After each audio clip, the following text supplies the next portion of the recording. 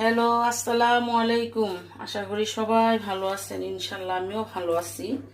আজকে রান্না করব আমি এলো তেজপাতা, মানে ময় মশলা আর কি সব দিয়ে দিলাম। আজকে রান্না করব আমি পুঁই শাক দিয়ে গরুর মাংস দিয়ে দিলাম, পরিমাণ মতো লবণ।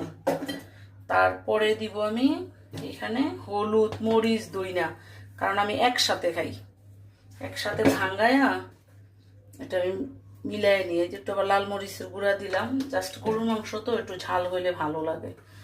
এলো মাংসের মশলা দিলাম পরিমাণ মতো।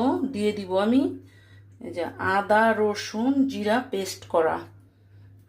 তারপরে দিব আমি সরষের তেল। এটা আপনাদেরকে রেসিপিটা আমি দিব। এটা হলো পুঁই শাক দিয়ে গরুর মাংস। মাংসটার ভিতরে তেল কম, জাস্ট একটু তেলের পরিমাণটা বেশি দিতে হয়। পুঁই শাক দিয়ে কিভাবে গরুর মাংস রান্না করি আমরা হচ্ছি পুরান ঢাকার মানুষ। দেখাবো যে পুঁই শাক দিয়ে গরুর মাংস কিভাবে আমরা খাই। এই যেভাবে মেরিনেট করে আমি বহাস দিলাম। কিন্তু আসলে পুরান ঢাকার মানুষ ঠিকই, আমি মাগার পুরান ঢাকার কথা বলি না। আপনাদেরকে পুরান ঢাকার কথা আমি শোনায় দিব এক সময়, কিভাবে পুরান ঢাকার কথা আমরা বলি।